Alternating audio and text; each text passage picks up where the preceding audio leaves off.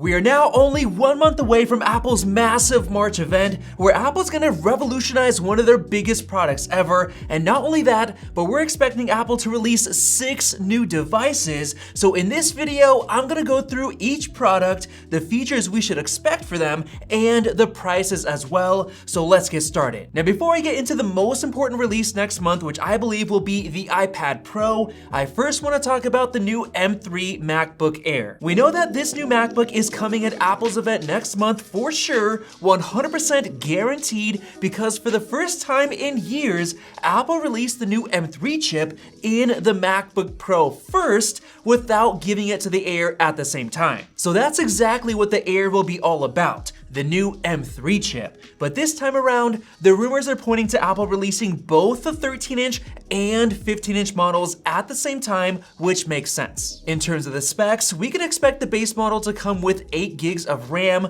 256 gigs of SSD, which is disappointing, and a binned 9-core GPU instead of the full 10 cores like you get on the MacBook Pro. And as far as the pricing, I think it'll be exactly the same as it is right now, $1,100 for the 13-inch and $1,300 for the 15-inch MacBook Air. And now let's get into the second new product, which I believe is gonna be the most important release next month, the new iPad Pro, which is expected to be the biggest redesign since 2018, and based on these leaks, I completely agree. For the first time in over 5 years, the design is finally going to change, and probably not in the way that you would think. We're expecting MagSafe wireless charging, just like we've had on the iPhones, coming to the iPad Pro with some sort of glass back portion. Of course, we're expecting the M3 chip, which is very powerful, very efficient, and has some awesome new gaming features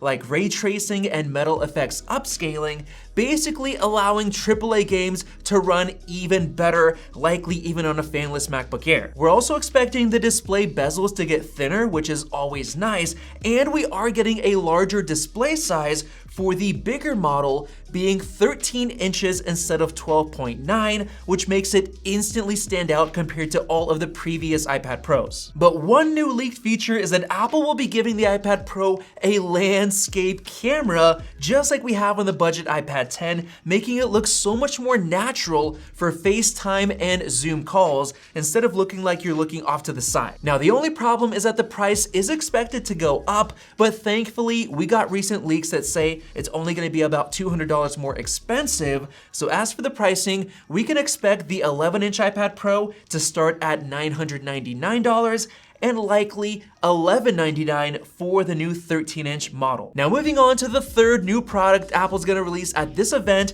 This one's actually gonna be exclusively for the new iPad Pros, and that's the brand new Apple Pencil 3. This time around, we're expected to get Find My support for the first time ever, so you never have to worry about losing your Apple Pencil again, and this could be a huge deal for people who are clumsy and lose their pencils. You can just search it up and find it wherever it is. Now, on top of that, we're expecting to get interchangeable magnetic tips, which is a really cool idea, and it's gonna give artists so much more customization and a better, more natural feel while drawing with those different tips. On top of that, it might have a redesigned wireless charging system that's in a different location on the pencil itself to help avoid the landscape camera, which is in the exact spot where the charging module is right now. And lastly, I believe that this new Apple Pencil 3 is gonna support the Vision Pro headset, with Apple releasing some really cool new features alongside that. Now, as far as pricing, this one might end up priced at around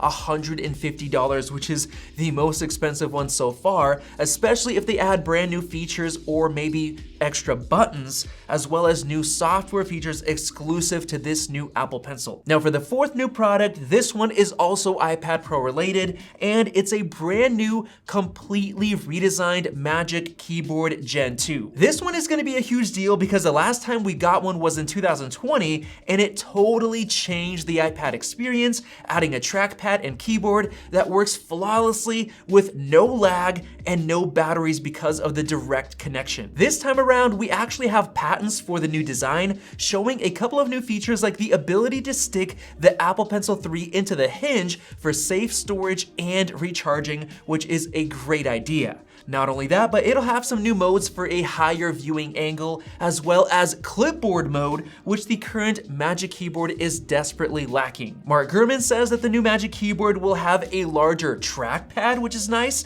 and it'll look much more like a MacBook's bottom section, since Apple is actually gonna make it out of aluminum to make it look and feel more premium, while the top section will continue to be made out of the same plastic material. Now, if you're wondering why only the bottom's gonna be metal, well, that's because I believe Apple will be implementing MagSafe wireless charging into the back of this new Magic Keyboard to match the MagSafe feature on the iPad Pro itself, so you're gonna have perfect pass-through charging. And not only that, but you'll get reverse wireless charging, so you can charge your AirPods and maybe even your iPhone on the back of the iPad Pro's Magic Keyboard. As far as the pricing, I personally think this will continue to be very expensive, at least $300 to $350 for the 11-inch model, and potentially up to $400 for the 13-inch model. Now, moving on to new product number 5, we have the Mac Mini. Yes, the Mini still comes with the M2 chip, which is weird since we have the M3 in the MacBook Pros already, as well as the iMac.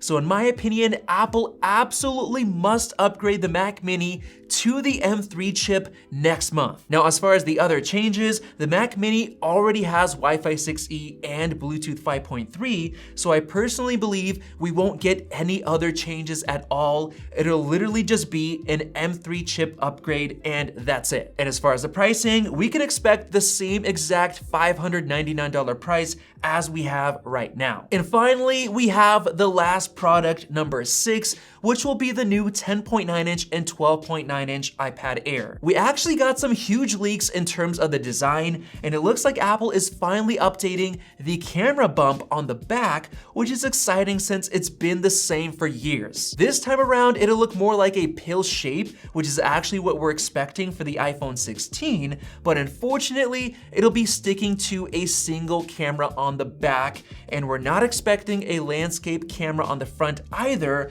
so it'll more or less be the same iPad Air as before. The current Air has the M1 chip, so I fully expect Apple to upgrade it, but likely not to the new M3, since Apple wants to keep that exclusive to the iPad Pros, so we can safely assume that the iPad Air is gonna get the M2 chip, and maybe an update to Wi-Fi 6E and Bluetooth 5.0. And as for the pricing, we can expect the 10.9-inch model to stick to the same $600, and the new 12.9-inch iPad Air to be priced at $800. So there you guys go. Those are the new devices we can expect to get released at Apple's upcoming March event. And if you're as excited as I am, let me know down in the comment section below and click the circle above to subscribe for more videos like this one. Thanks for watching, and we'll see you in the next video.